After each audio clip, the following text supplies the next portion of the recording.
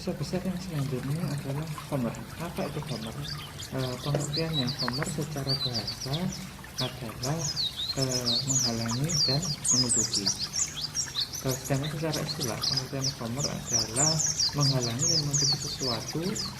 Namun menurut Profesor Quraisy Shihab yang terkenal itu, beliau menjelaskan khamr adalah segala sesuatu yang memabukkan apapun bentuk atau bahan mentahnya, baik itu bahan mentahnya berupa anggur, baik bahan mentahnya berupa beras, ketan atau apapun itu. Pokoknya apabila itu memabukkan, menimbulkan efek memabukkan, itu dihukumi sebagai khamr. Nah, setiap khamr itu diharamkan, dan setiap khamr itu selalu memabukkan. Lalu bagaimana apabila meminum khamr atau meminum minuman keras atau meminum zat adiktif atau narkoba, namun tidak merasa mabuk? Itu tetap saja, meskipun jumlahnya sedikit, itu tetap dihukumi haram meminum khamr itu.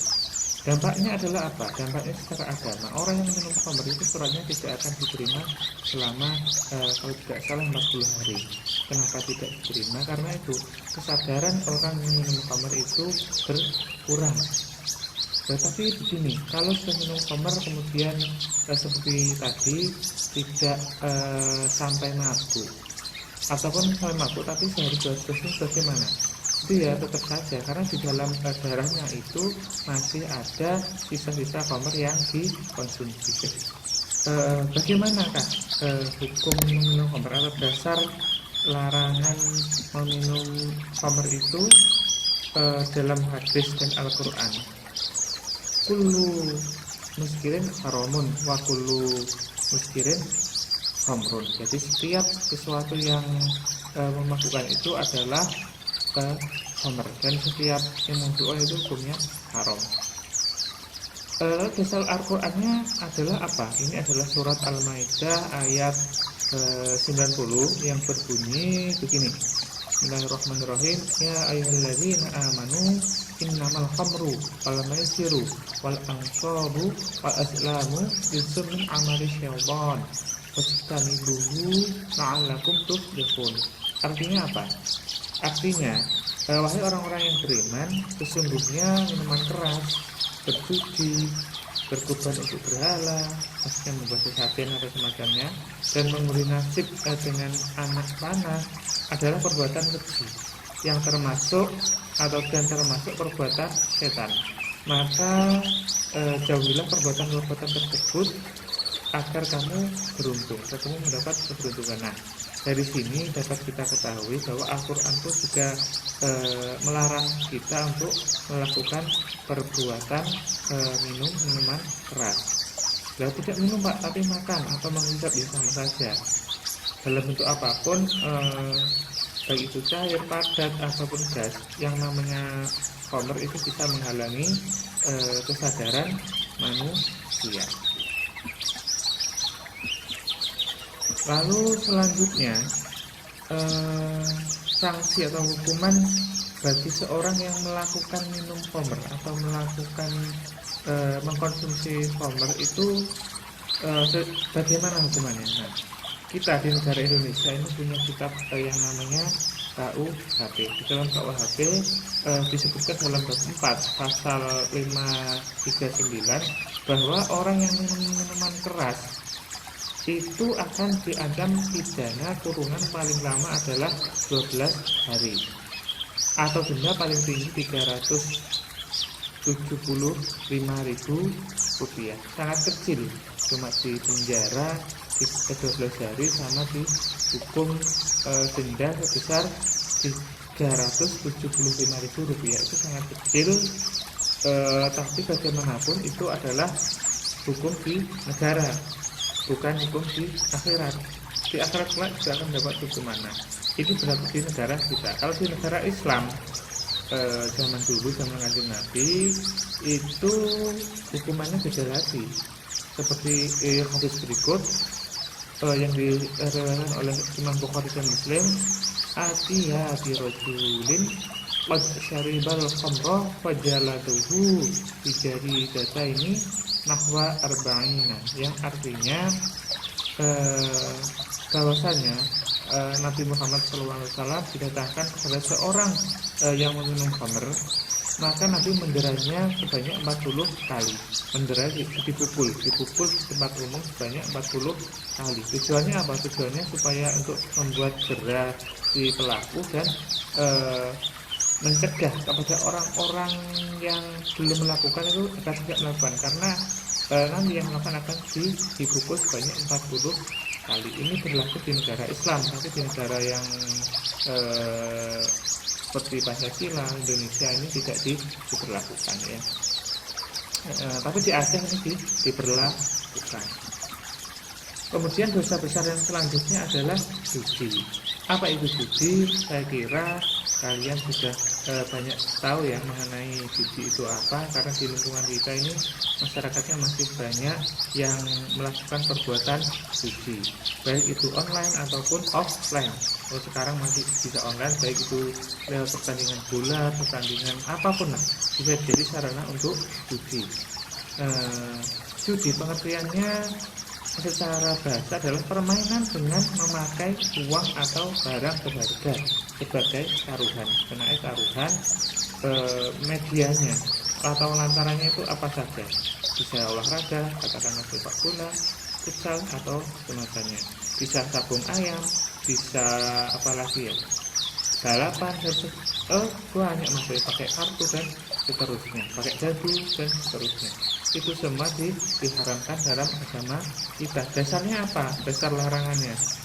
Dasar larangan dalam melakukan judi masih sama, satu paket dengan khabar tadi ya, yaitu surat Al-Maidah ayat 90 yang sudah saya bacakan tadi. Kemudian dosa besar yang selanjutnya apa? Yaitu mencuri. Mencuri ini apa ya? Sudah hampir lazim dimanapun kita bisa menemui, bahkan di berita-berita baik itu di TV ataupun berita online, kita sering menjumpai orang yang mencuri. Mereka mencuri punya beberapa alasan. Ada yang memang karena kelaparan, nggak punya harta, nggak punya apa-apa, sehingga melakukan tindakan pencurian, ataupun karena memang hobi. Hobi itu maksudnya bagaimana? Ya memang karakternya dia, pekerjaannya dia mencuri, padahal dia sudah secara ekonomi mampu.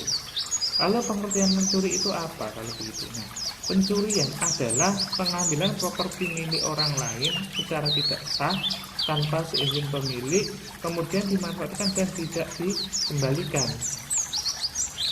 Kalau dikembalikan itu namanya bukan pencurian, tapi namanya adalah gosok. Gosok itu jadi mengambil properti milik orang lain kemudian dimanfaatkan, namun setelah selesai akan dikembalikan. Itu sama-sama dosa. Namun kalau gosok itu meskipun dosa tapi dosa kecil. Nah, kalau mencuri ini termasuk dosa besar dan nanti akan dimintai pertanggungjawaban di akhirat. Lalu hukuman bagi perilaku pencuri apa? Kira-kira secara negara pasti bisa ada di dalam KUHP. Sedangkan di dalam agama Islam itu ini hukumnya mencuri. Bismillahirrahmanirrahim. Wassariqu wassariqatu faqta'u aydiyahuma jazaa'an bima kasaba nakalan minallah. Allahu azizun hakim. Yang artinya, adapun orang laki-laki maupun perempuan yang melakukan tindakan pencurian, potonglah tangannya keduanya sebagai balasan atas perbuatan yang mereka lakukan dan sebagai siksaan dari Allah, dan Allah Maha Perkasa dan Maha Bijaksana. Ini terdapat dalam Al-Quran surat Al-Maidah ayat 38. Ini nanti akan kita perdalam lagi di dalam video yang lain ya, karena untuk saat ini waktunya juga terbatas.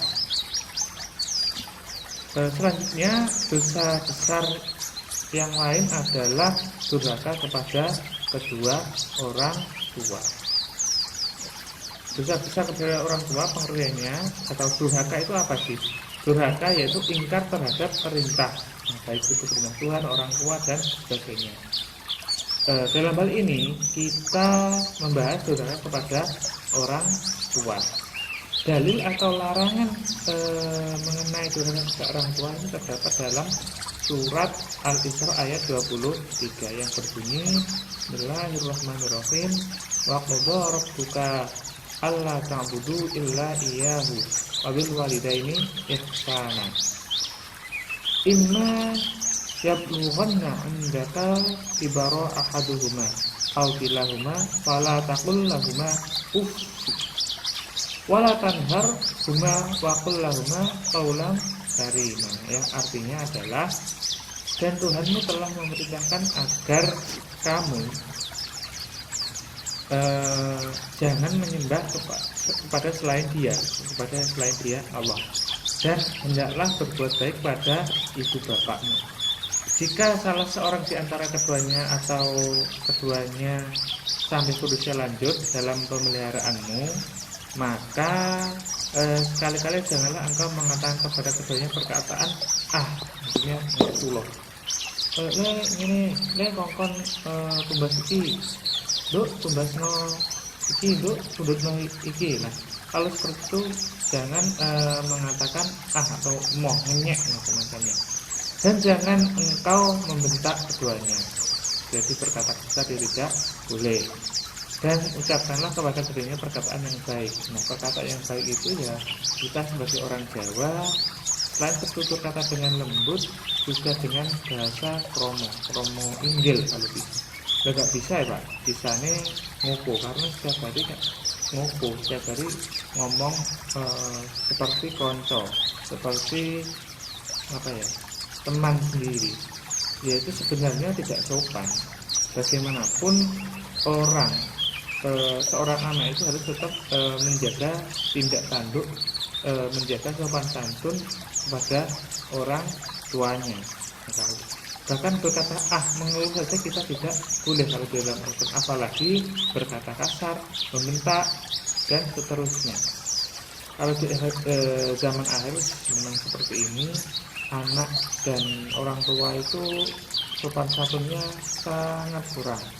Maka dari itu, kalaupun kita tidak bisa bertutur kata dengan lembut, dengan baik, kita tidaknya tidak menyakiti hatinya, dan berusaha semaksimal mungkin untuk senantiasa membahagiakan kedua orang tua kita. Lalu terus bagaimana kalau misalkan orang tua kita sudah meninggal? Ya kita doakan. Doanya ya wabil berli wali-walidina dan seterusnya, atau Allahumma firli dunubi wali-walidaya warhamhuma kama rabbayani shaghira. Itu adalah doa ketika orang tua kita sudah baik masih hidup ataupun sudah meninggal, ya minimal setiap hari 1 kali lah, itu sudah cukup. Setelah itu bentuk durhakanya bagaimana? Orang itu bentuk durhakanya macam-macam. Ini seperti yang tertulis di belakang saya ini, ada bermuka masam, maksudnya gak enak di sawang, terus mencela orang tua, memandang sinis kepada orang tua, malu menyebut mereka sebagai orang tua, memberatkan orang tua, terus menelankan orang tua ketika masa tua atau saat membutuhkan bantuan kita. Sebaik mungkin orang tua kita adalah yang saya ulangi, bagaimanapun orang tua adalah yang melahirkan kita, yang merawat kita dari kecil. Maka sudah selayaknya kalau nanti mereka sudah tua, kita juga akan merawatnya dengan sangat baik. Bagaimana mereka merawat kita dulu pada saat kita kecil. Kemudian dosa besar yang selanjutnya adalah meninggalkan sholat. Sholat ini merupakan tiang agama, jadi orang yang tidak melakukan sholat ini secara tidak langsung dia sudah merubuhkan agama Islam dari dalam. Karuan kafir kan memang tidak sholat pun tidak sah. Tapi sebagai orang Islam setelah bersyahadat, itu kewajiban pertama adalah belajar sholat dengan baik dan benar. Nah, kalau sudah belajar sholat baik dan benar, kemudian melakukan ibadah sholat. Ini ada sebuah hadis yang diriwayatkan oleh Imam Bukhari yang mengatakan bahwa kita diperintahkan untuk menegakkan sholat.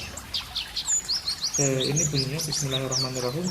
Bunyal Islamu ala khamsi syahadati alla ilaha illallah wa anna Muhammadar Rasulullah wa iqamis sholati wa ita'i zakati wal hajjah wa shaumi Ramadan. Rawahu Bukhari. Hadis ini artinya adalah Islam dibangun di atas 5 tiang, yaitu syahadat la ilaha illallah dan bersaksi bahwa Nabi Muhammad adalah utusan Allah, kemudian menegakkan sholat, memberikan zakat, haji, dan puasa Ramadan. Sholat ini selain menjadi tiang agama juga akan menjadi amal yang pertama kali dihisab. Kenapa amal pertama kali dihisab? Karena apa? Begini, apabila sholat orang tersebut baik, maka insya Allah amal-amal yang lain itu juga akan menjadi baik. Lalu bagaimana kalau ada orang yang sholat rajin tetapi perilakunya buruk? Berarti itu kemungkinan sholatnya belum ditata dengan baik dan benar. Ya, kita terus berusaha untuk melakukan sholat dengan baik, dengan cara baik dan benar. Mungkin itu saja hari ini yang bisa kita pelajari. Lain waktu kita akan bahas satu persatu secara lebih detail, lebih dalam. Dari saya, kalau ada kurang lebihnya mohon maaf, dan apabila nanti ada yang mengganjal bisa kalian tanyakan di kolom komentar atau di learning sebagai bahan pembelajaran kita ya. Dari saya, Wassalamualaikum warahmatullahi wabarakatuh.